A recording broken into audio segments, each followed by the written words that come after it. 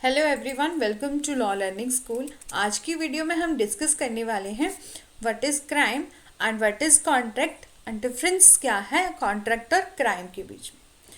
सबसे पहले हम बात करते हैं व्हाट इज़ क्राइम। क्राइम क्या है? एक ऐसा एक्ट है जो यदि किसी पर्सन के द्वारा किया जाए वो फॉरबिडन बाय लॉ हो।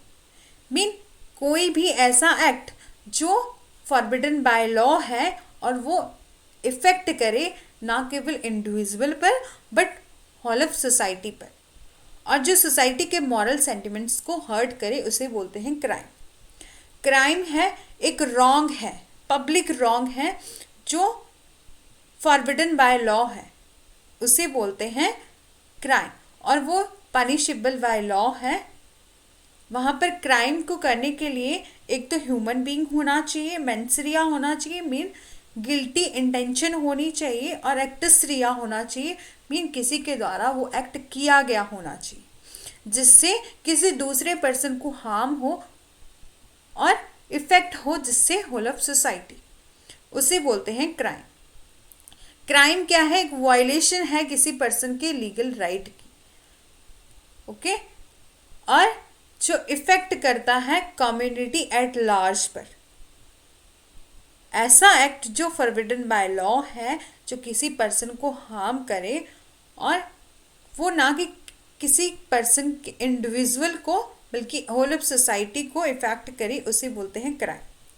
ओके, नेक्स्ट हम बात करते हैं व्हाट इज कॉन्ट्रैक्ट। कॉन्ट्रैक्ट क्या है? एक एग्रीमेंट है जो दो पार्टीज के बीच में होता है, और जो एग्रीमेंट जो दो पार्टीज के बीच में हुआ है वो दोनों पार्टी जो है लीगली इन्फोर्सिबल होती हैं और लीगली बाइंड होती हैं उस कॉन्ट्रैक्ट को करने के लिए। ओके, किसी भी कॉन्ट्रैक्ट के लिए सबसे पहले तो होता है ऑफर। ऑफर मीन जब वन पार्टी, एक पार्टी जो है वो दूसरी पार्टी के सामने एक्सप्रेस करती है, सिग्निफाई करती है अपनी विलिंगनेस को किसी पर्पस के लिए, उसे बोलते हैं ऑफर। और कॉन्ट्रैक्ट जो है वो रिटन में भी हो सकता है और ऑरल में भी हो सकता है, एक्सप्रेस भी हो सकता है और इम्प्लाइड भी हो सकता है। अब ऑफर हो गया, ऑफर के बाद होता है एक्सेप्टेंस। ओके, एक्सेप्टेंस क्या है? जब ए पार्टी ने बी पार्टी को ऑफर किया तो बी पार्टी बोली कि ओके मैं आपके ऑफर को एक्सेप्ट करती हूँ, मीन उसको उसका ऑफर जो है वो एक्सेप्ट हो गया, उसे बोलते हैं एक्सेप्टेंस। ओके, और फिर दोनों पार्टीज के बीच में प्रॉमिस हो गया तो उन दोनों के बीच में हो गई कंसिडरेशन। ठीक है, जब दोनों पार्टी के बीच में एक्सचेंज किया जाता है, कुछ आपस में लेन देन किया जाता है किसी मनी का और गुड्स का एंड सर्विस का, तो उसे बोलते हैं कंसिडरेशन। और कैपेसिटी होनी चाहिए बोथ पार्टी के बीच में, मीन जब दोनों पार्टी के बीच में ऑफर एंड एक्सेप्टेंस हो रहा है तो दोनों पार्टी जो है वो कैपेबल होने चाहिए किसी भी कॉन्ट्रैक्ट में एंटर होने के लिए। मीन दोनों पार्टी जो है वो 18+ होनी चाहिए और उनका मेंटल लेवल जो है वो ठीक होना चाहिए, मतलब अनसाउंड माइंड होनी चाहिए, मीन मेंटल कैपेसिटी होनी चाहिए उसको अंडरस्टैंड करने के लिए उस कॉन्ट्रैक्ट की टर्म को। ठीक है, और नेक्स्ट है कि लीगैलिटी होनी चाहिए, मतलब जो एक्ट जो किया गया है बोथ पार्टी के द्वारा वो लीगली इन्फोर्सिबल होना चाहिए दोनों पार्टी के।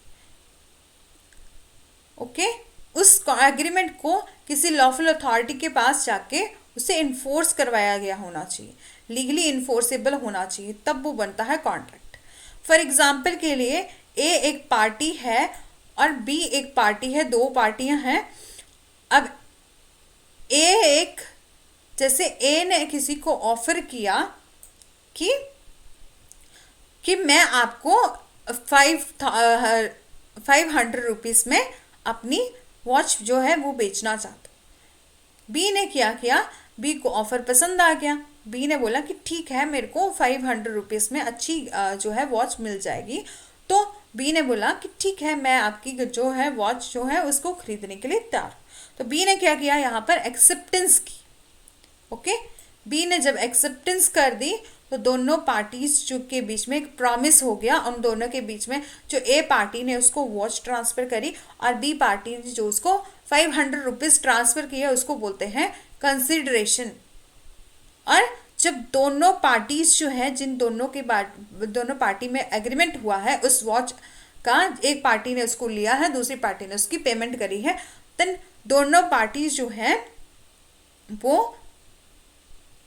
है वो उनकी कैपेसिटी होनी चाहिए, मीन 18 साल से ऊपर होने चाहिए उस कॉन्ट्रैक्ट को करने के लिए, और साउंड माइंड होने चाहिए, मतलब उसका मेंटल लेवल अच्छा होना चाहिए, मीन अंडरस्टैंडिंग, कि वो पार्टीज जो है वो अंडरस्टैंड कर सकें उस कॉन्ट्रैक्ट के टर्म को।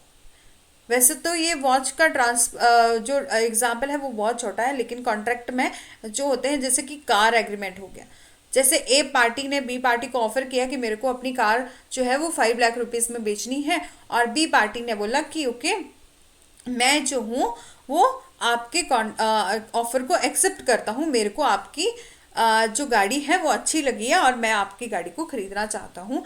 इसलिए ए ने क्या किया, उसको अपनी कार ट्रांसफर करी, और बी ने क्या किया, उसको 5 लाख रुपीस ट्रांसफर किए। तो उन दोनों के बीच में जो कंसिडरेशन हो गया, और दोनों पार्टीज जो है वो उस कॉन्ट्रैक्ट को करने के लिए कैपेबल है, मीन 18 साल से बड़ी हैं, और दोनों जो है वो साउंड माइंड है, ठीक है।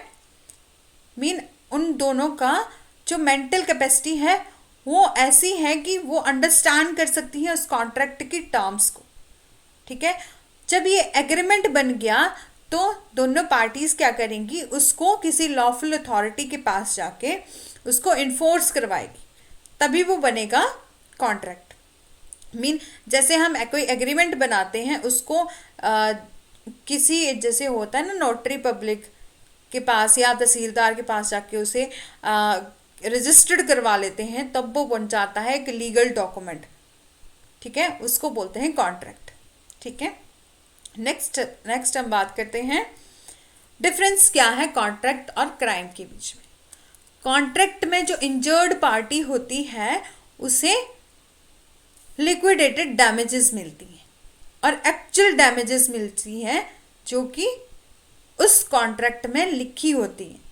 मीन एक कॉन्ट्रैक्ट बनाया जाता है जब दो पार्टीज के बीच में, तो उसमें कुछ टर्म एंड कंडीशन दी जाती हैं कि यदि ये पर्सन जो है वो इस कॉन्ट्रैक्ट को वायलेट करता है, ब्रीच करता है, तो उसको ये जो है वो डैमेजेस जो है देनी पड़ेंगी। तो कॉन्ट्रैक्ट में इंजर्ड पार्टी जो होती है वो ओनली लिक्विडेटेड डैमेजेस को, प्री डिटरमाइंड डैमेजेस बोलते हैं जिसको, जो पहले से डिसाइड की गई होती है, ओके, वो लेने के लिए क्लेम करने के लिए कैपेबल होती है, ठीक है। उसको इंजर्ड पार्टी को ओनली राइट होता है लिक्विडेटेड डैमेजेस का, ठीक है। और जो क्राइम है, क्राइम में क्या होता है, इंजर्ड पार्टी जो है can not sue for damages. यहाँ पर इंजर्ड पार्टी जो है वो डैमेजेस के लिए स्यू नहीं कर सकती, बल्कि a crime against the society the accused will be put to the imprisonment और इम्पोज फाइन और बोथ। मीन यहाँ पर क्या होता है कि जो एक्यूज होता है, जिसने कोई ऑफेंस किया होता है, जिसने कोई क्राइम किया होता है, उसे इम्प्रिजनमेंट होती है और फाइन होता है। मीन फाइन होगी और सजा होगी, ठीक है। नेक्स्ट है कि ऑब्जेक्ट क्या है कॉन्ट्रैक्ट लॉ का, to protect the right of the party. Right, अब जो राइट है पार्टीज के बीच में, जैसे ए और बी दोनों पार्टी के बीच में एग्रीमेंट हुआ है, कॉन्ट्रैक्ट हुआ है, तो उनके राइट को प्रोटेक्ट करना है। और क्रिमिनल लॉ का क्या, क्राइम में क्या क्या ऑब्जेक्ट है, टू प्रोवाइड करना peace and harmony of in a society. Mean society में पीस और हार्मनी जो है वो मेंटेन करना, जिससे जो है जो सोसाइटी है और कोई भी इंडिविजुअल है वो इफेक्ट ना हो, ठीक है। और कॉन्ट्रैक्ट में क्या है, mens rea for breach of a contract is totally irrelevant, ठीक है। और क्राइम में जो है वो मेंसरिया होता है गिल्टी माइंड, कि गिल्टी इंटेंशन, किसी पर्सन को कोई काम करने के लिए उसकी इंटेंशन होती है, तो यदि वो इंटेंशन जो है वो रॉन्ग है, mean mens rea is an important element होता है किसी भी क्राइम को करने के लिए, ठीक है।